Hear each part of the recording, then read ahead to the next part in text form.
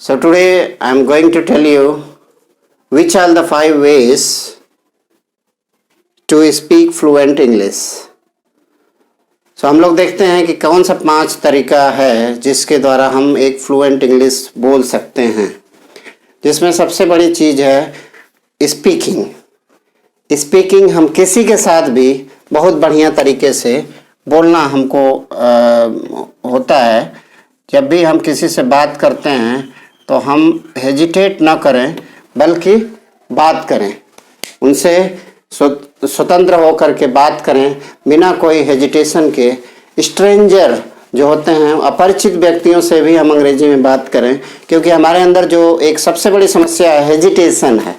तो उस हेजिटेशन को दूर करने के लिए हमें जो है लगातार प्रयास करना चाहिए कि हम बिना हेजिटेशन बोलें, चाहे वो भले ही सही हो या गलत हो, स्पीक राइट और रॉन्ग, चाहे वो गलत बोलें या सही बोलें। और धीरे धीरे जब हम गलत बोलते बोलते ही वो सही रास्ता हम अपना लेंगे।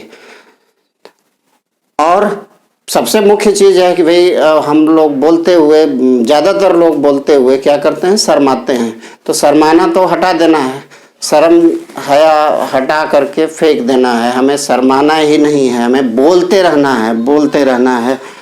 और जो भी मिले, चाहे हमारा पड़ोसी हो, जान पहचान का हो या अन्य व्यक्ति हो, या हम स्कूल में हो, कॉलेज में हो, अपरिचित व्यक्ति हो, हमें उसके सामने जस्ट बोलना है।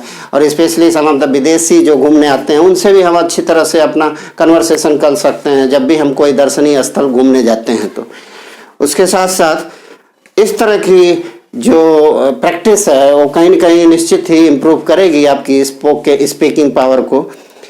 अब उसके बाद कुछ सेंटेंसेस है जिसको हम मेमोराइज कर सकते हैं। So second point you can say to memorise the sentences, memorise the sentence.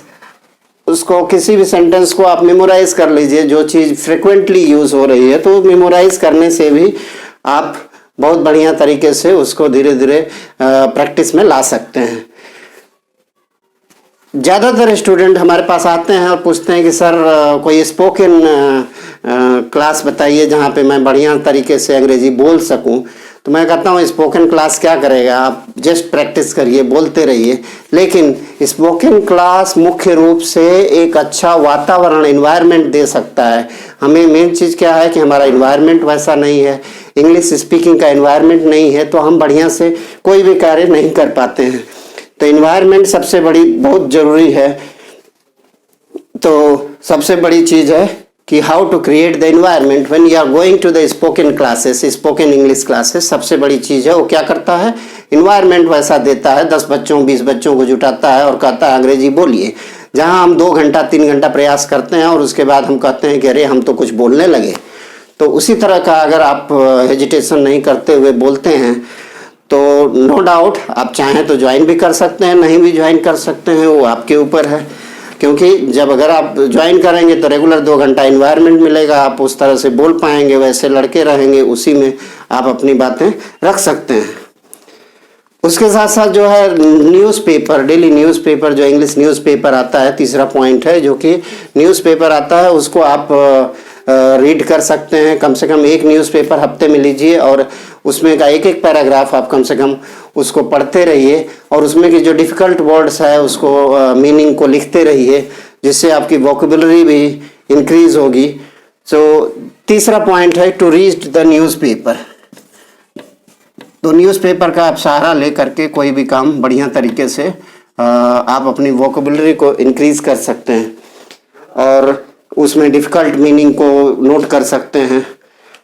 अब अगर मान लीजिए कहीं कहीं आप फंक्शन में जाते हैं तो आपको कई ऐसा मौका मिलता है कि कोई कहता है कि अरे चलिए आप इसमें इस छोटे फंक्शन में आप एंकरिंग का काम करते हैं। तो एंकरिंग करते समय हम क्या करते हैं, नहीं नहीं हम नहीं बोल पाएंगे। तो ये आपको नहीं करना है, आप तुरंत उस चैलेंज को लीजिए। सबसे पहले आप पूरा रूपरेखा बनाइए, ब्लूप्रिंट बनाइए। ब्लूप्रिंट बनाने के बाद आप तुरंत कहिए कि हाँ हम कर सकते हैं और जा करके वहाँ अपना प्रस्तुत करिए। उसके पहले आपको क्या करना है, ब्लूप्रिंट बना करके जो शीशे के सामने है, मिरर के सामने आपको प्रैक्टिस करना है, या घर में आपका कोई नियर एंड डियर है जो समझ रहा है तो उसके सामने आपको प्रैक्टिस करना है, और उसके बाद आप किसी भी छोटे फंक्शन में जा कर के अपने आप को रिप्रेजेंट कर सकते हैं। तो इसके ये भी बहुत बढ़िया तरीका है। और अगर हो सके तो एक लास्ट तरीका आपको बता रहे हैं, अगर आप मान लीजिए पढ़ाने के इच्छुक हैं तो छोटे बच्चों को लेकर के, प्राइमरी सेक्शन के बच्चों को लेकर के अंग्रेजी पढ़ाइए। तो ये सब जो कुछ तरीका है जिसके जरिए आप डेफिनेटली हम एश्योर कर रहे हैं कि आप इंग्लिश को सुधार सकते हैं और कर सकते हैं और फ्लुएंट इंग्लिश बोल सकते हैं। Thank you.